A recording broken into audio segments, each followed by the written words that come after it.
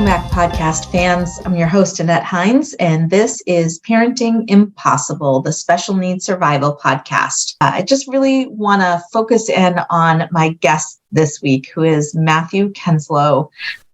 He is a young man with autism spectrum disorder. He is fantastic. What a great guy. It was so great talking with him. So nice to meet him. He's an author.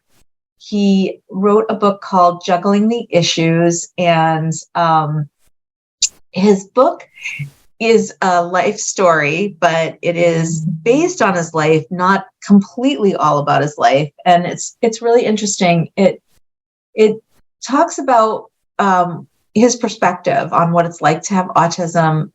And he's a person of faith, so it's sprinkled with a lot of faith-based topics. And there are so many things in there that I resonate with. Of course, I don't know what it's like to be a person with autism and to, be in his skin. But, some of the things that he's faced, I certainly resonate with, and also watching my own children go through these things, I really appreciate as a parent.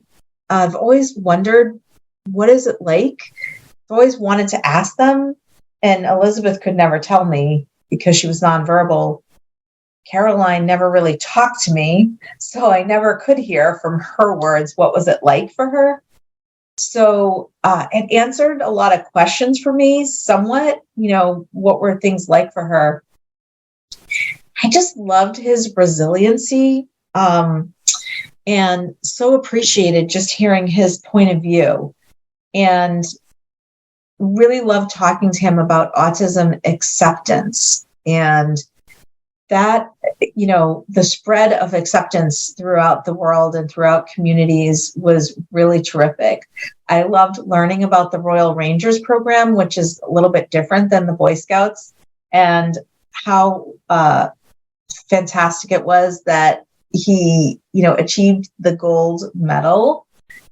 That was something that took him a really long time. And all the different things that he was interested in throughout his life. He's still a very young man, and all the things that he's interested in trying going forward. So I hope that you really enjoy this podcast. I hope that you'll buy his book. And I hope that you really, catch fire with his spirit and his resiliency. And if you're feeling troubled or down and you need a little boost and a little lift and a little oomph to go forward with something creative, or something that you were just, struggling and wanted to try, or just couldn't get over that hump, I hope this will give you that little extra something that you needed to go forward.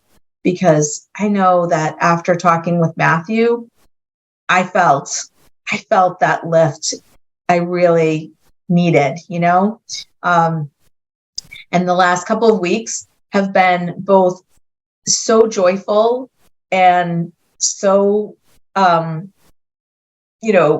poundingly hard as well for me, because I feel like I've been getting it from all sides, kind of like the ocean coming at me. I love the ocean. It's terrific. It's amazing. The sun on your face and the smell just brings me back to childhood. But when the surf is really, really hard, it can knock you around a bit. So you get both that joyful, flavor, or the joyfulness of being in the water, but also it can be really rough on you at the same time. And that's kind of how I felt these last couple of weeks. It's been a lot. There's been a lot going on, and it is really changing me forever. And I'm enjoying it, but it's some rough going right now. So Matthew, thank you. This has been really terrific meeting you, and you have been another person that I've been privileged to know who has really had an impact on me. So thank you for sharing your story with the world. Thank you for sharing your story with me. Really appreciate it. And audience, I hope you enjoy this as much as I did. Thank you. Thank you. Here we go. So I'm here today with Matthew Kenslow. I'm so excited to meet him. It has been a little bit trying to get him scheduled because we are both so busy. Matthew has written a book. I'm super excited about it. All of the information about Matthew's book is in the show notes, and we're going to talk about his really fascinating life today. Matthew, welcome to the show. Thank you, Annette, for having me. So, Matthew, I want to talk a little bit about just your background first. You are a young man of many talents. And can you tell the audience a little bit about your, for lack of a better term, your diagnoses, which is what, brings you here today and what we're going to talk about? Okay, yeah, I was first diagnosed with a speech delay when I was 3, and I consequently took speech therapy throughout school. And a few years later in 2001 or circa 2001, I was formally diagnosed with what was called Asperger's syndrome under DSM-4. Nowadays, it's just diagnosed as autism spectrum disorder. And I had special day classes until 2nd grade. And in 3rd grade, I was mainstreamed because they felt that I could handle a normal class setting. And I was in that from 3rd grade all the way to 12th grade. Okay. And there's so much about your schooling that shows up in your book. And I want to kind of go through some things one at a time. First of all, can you talk to us a bit about friendships? What was that like for you, making friends and maintaining friendships throughout school? That I would say is like a roller coaster. I mean, throughout school, I've kind of made a lot of friends, but they were kind of a bit like conversational friends, not really friends that I would hang out after school most of the time. A lot of them appreciated like me being there and talking with them. But I think deep down, I've always wanted to socialize in that sense, but it was nervous for me to ask them myself. And so I would usually play with friends like during elementary school at recess and lunch, but that was pretty much it. On the other side, I've had kind of a bit of share of bullying, teasing and such. My first recollections was in kindergarten. A couple of my classmates yelled at me saying, "Go away, you're not our friend." And the person said, "Go away, you're not playing with us," at a different day. So I kind of lived with that and thought, well, how could I be a person where I don't experience that? Growing up later in elementary school, I've had kind of like some basic name calling. I had a handball checked at my face and such, but not too often. But I was trying to piece together why I was a bit different or felt a bit different. However, talking about friendships, my friends were usually there. And for a time, my friends got me to forget the hardships that I've had. And then when I got to middle school, the bullying and teasing really went down and such. And I continued to make friends, but at the same time, I always longed to have that friendship where I could socialize like outside of school. So respecting that everybody has differences, when did you become more aware of your differences, your uniqueness? I became aware probably in kindergarten, 1st grade-ish, that something was going on, and not just socially, but I've noticed I've had a speech delay. I've also noticed that a lot of my friends seem to understand what the teacher was saying. They seem to love reading, and those were kind of struggles for me. So like attention span, reading, taking time to do homework. I've done a lot of the work, of course, but it took longer for me to do it. And I was just wondering why my friends seem to have had an easier time, my classmates.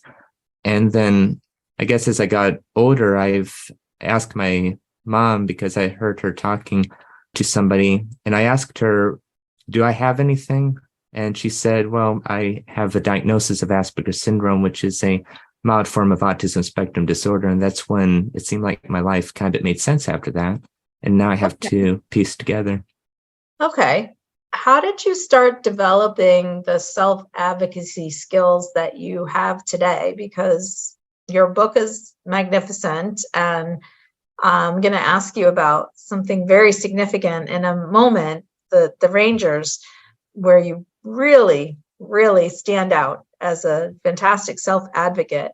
So was that the moment where you started developing your self-advocacy skills, or did it come before that? At Rangers or at the... Yeah. Well, you fought to be in the Rangers.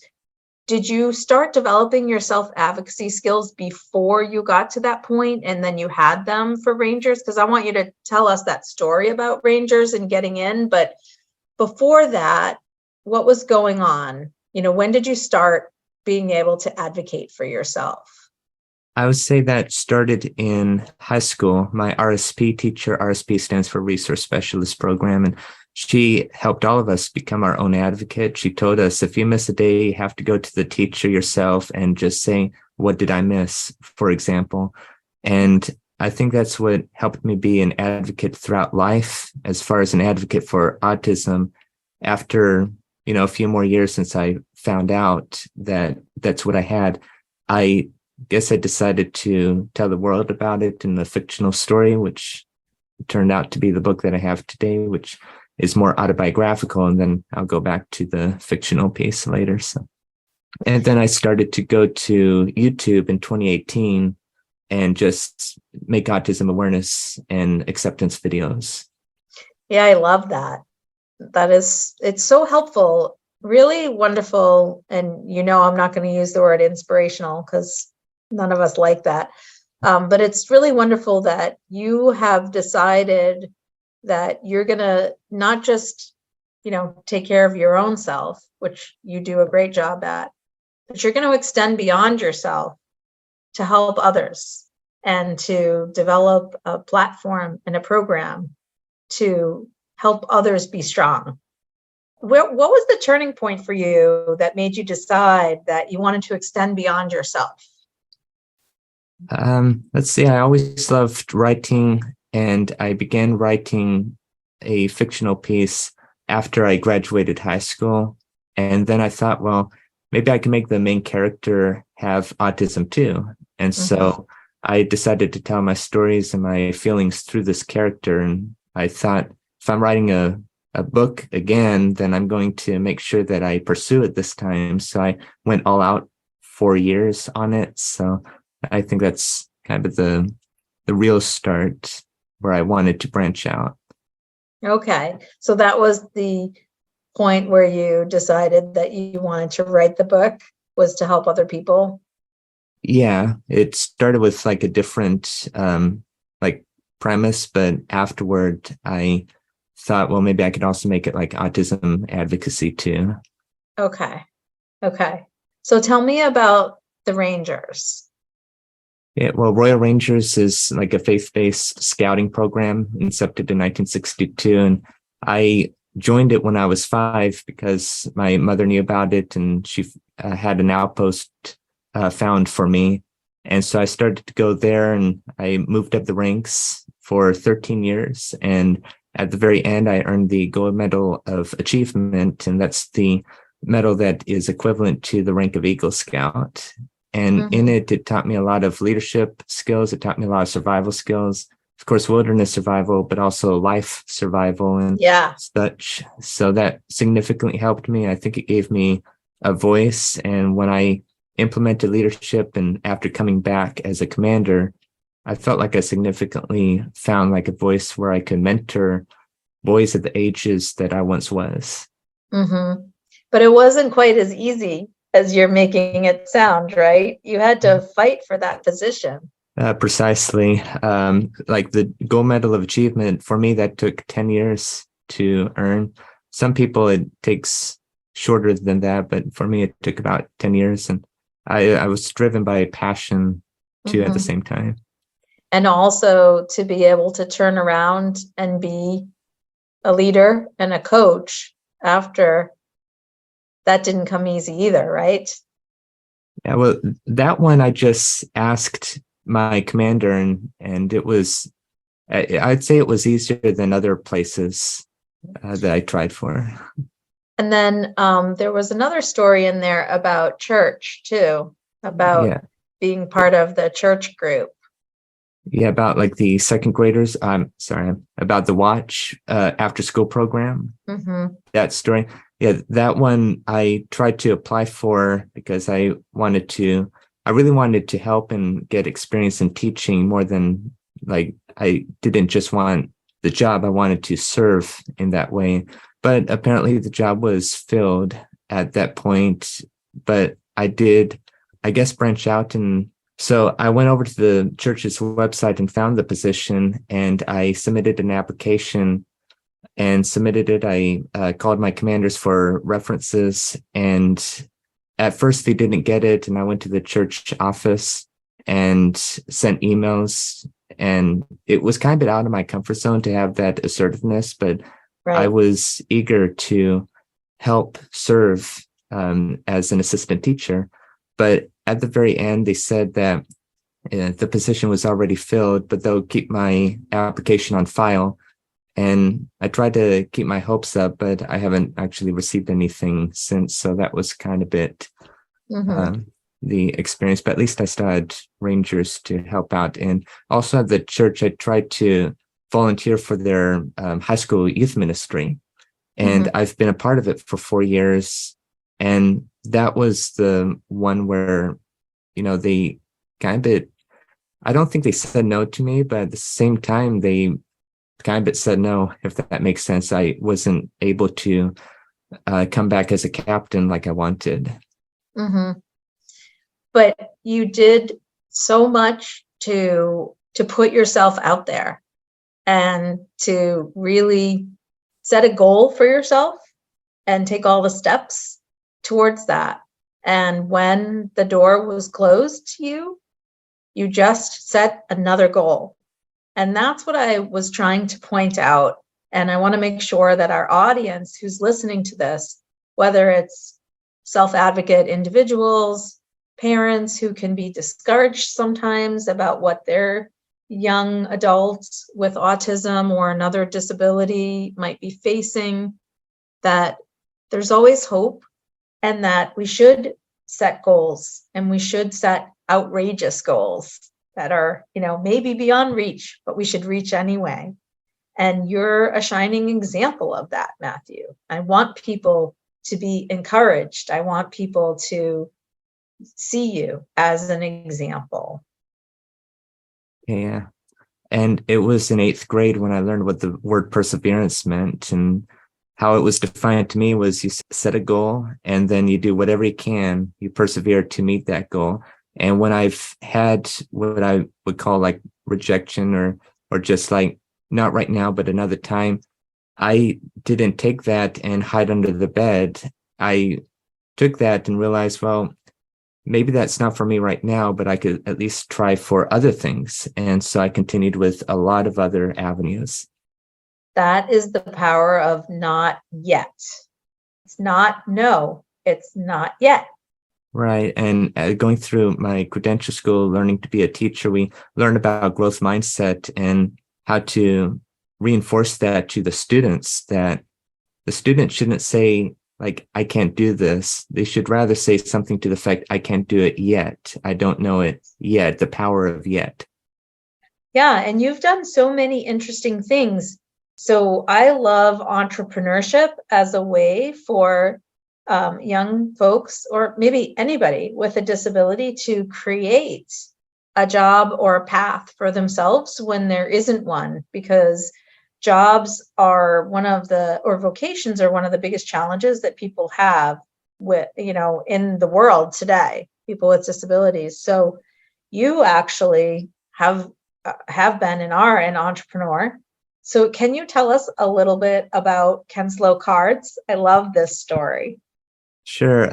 All my life, I've always wanted to do something. Like I'd write movie scripts or draw animated shows and do so many things. I really wanted to pursue it, but it didn't really work out. But one day, one of my friends who knew that I loved art gave me an idea to start a card company business, because her young daughter also did that. She made little cards and sold it around, and thought maybe I could start. So she gave me like $20 for my birthday, and I walked over to the nearby Kmart and Joann's and got the cardstock material.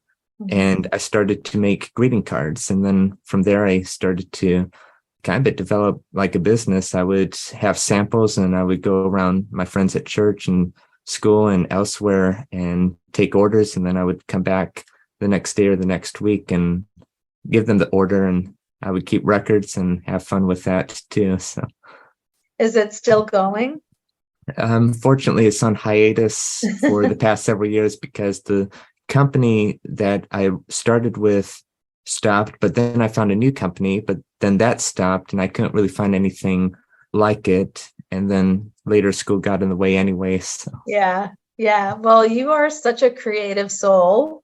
You always have these great ideas and, you have a lot of interest. So I'm sure it's hard for you to figure out where to prioritize your time and, how you want to spend your time. But I love that. And hopefully this will inspire somebody else. Oh, there's that word. Oh, hopefully this will encourage somebody else to do something interesting with their time and their life. So there's so many things from the book and from your life that I want to talk to you about. So I hope that we can get through everything. But can you talk to me a little bit about going through college and university as someone on the spectrum, and what's that like?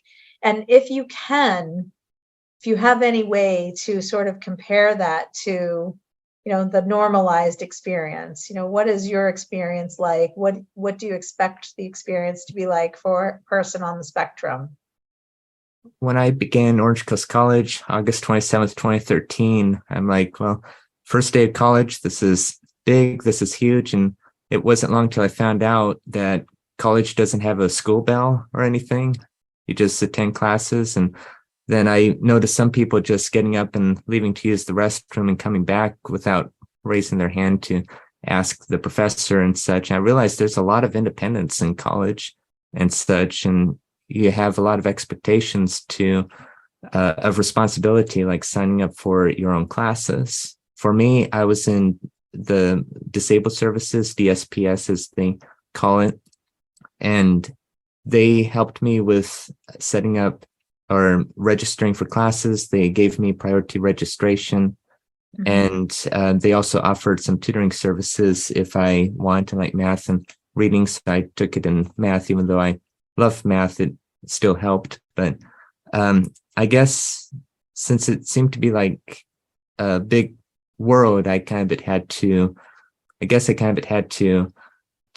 that in mind, that it's kind of like going in the real world with a lot of responsibilities, not like high school or below like I'm used to. So I think I quickly fell right in and started to have fun going to Orange Coast College.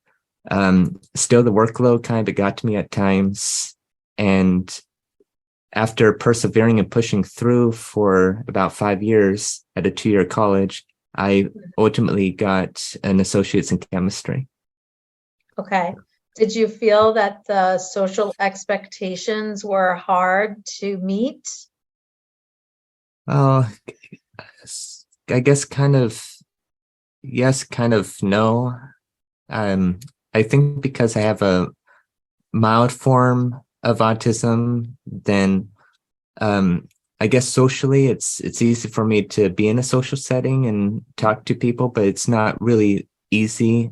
At the same time, I usually wait for people to come to me. As far as talking with professors, that was really a branch out for me. In high school, I really started to implement advocacy thanks to my RSP teacher. So when I got to college, I believe I had that practice enough to go to my professors themselves. So sometimes I went out of my comfort zone and I continued to talk to professors, and they helped me out. They were very understanding. I had to tell them myself that I have testing accommodations through DSPS, and all I need to do is just let you know about it and send you an email. And from there, they understood and helped me out. Did you feel like the accommodations and supports were enough? I personally believe so. For the testing, they give you a time and a half. So if the class is 2 hours, then the test would take 3 hours they would give me. And it was in a quiet, small place. Okay. That's wonderful. So you mentioned awareness versus acceptance. Talk to me about that. What does that mean to you? I say that anybody could be aware of something, but not accept it. I think that people could be aware of different things going on or different disabilities, but may not yet accept it. And these are kind of the people I've heard about, or some people I've ran across who know what autism is. They've heard of it, but because of it, they may choose to discriminate, to bully, to name call and such. And I'm just trying to spread not just the awareness, but also the acceptance that we should be treated as regular human beings, like the common neurotypical. So the neurodivergent is like people like me with autism. Neurotypical are people who do not. And that's kind of what I'm promoting, so that people could, I guess, include us, accept us, and also understand, like, some of us just have limitations that we need to deal with at times. Some things are harder for us than others, but I'm just hoping that everyone could just accept us. So what do you believe helps neurodivergent come to terms with their own condition, self-acceptance, if you will? Yeah, well, so for that, that's just something that I personally had to come to terms with. And part of coming to terms was just going through what I have, what are my limitations, and just accept that. I have to accept that I can't really read as good as other people. I just need more time. Test taking, my mind just distracts me, and I've practiced, I've tried my best, and I've gotten better, but it's not totally impeccable yet. I also have to come to terms with the fact I can't sing, even though I really want to sing. But again, a lot of people have I have just to come to different terms talents. with that too, Matthew. I love to sing, especially in church, and let me tell you, no one wants to hear me.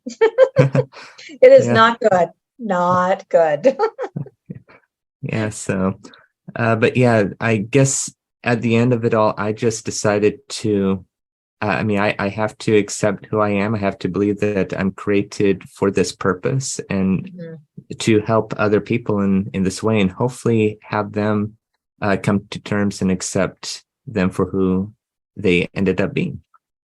So listen, one of the things that I found so awesome in your book was that you dispel the myth that people with autism are not funny. And you use humor a lot in your life, and you are very funny. So talk to me about being funny. Well, I've always loved making people laugh ever since elementary school. I would, for me as a person with autism, I could take things literally. And other times I know when people are using like cliche or something, and sometimes I just expounded on that. Sometimes I got in trouble with my teachers. Most of the time I didn't. I just had to learn, okay, when's an appropriate time to make a joke and when's not an appropriate time. And in 5th grade, I got the most sense of humor in class certificate in 2006. And I had the perfect attendance that year too. So every single day I made my classmates laugh. In 8th grade, I came up with a lot of jokes, and some of them were kind of bit corny jokes, but I came up with jokes. And then also just in everyday conversation since elementary school to the present day, I tried to interject a lot of humor, like I did in a previous answer about singing and such. And I just enjoy it when I get to make the people I'm talking to have a laugh. And you like physical comedy, slapstick and such. And in fact, the name of your book is a double entendre. It's called Juggling the Issues, and you're a juggler. So you like to, do funny things, but it has that double meaning. So sweet. So nice. I really love that. I love that you're dispelling the myth that people with autism are not social, that people with autism can't have friends, that people with autism can't be funny.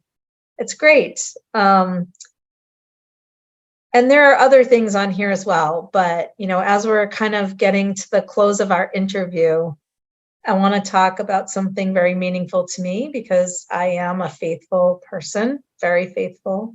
And I love that you are a faithful person too. Matthew, it was very meaningful to me. And you end your book with a psalm that is so beautiful. I trust that I am fearfully and wonderfully made. Just gives me goosebumps.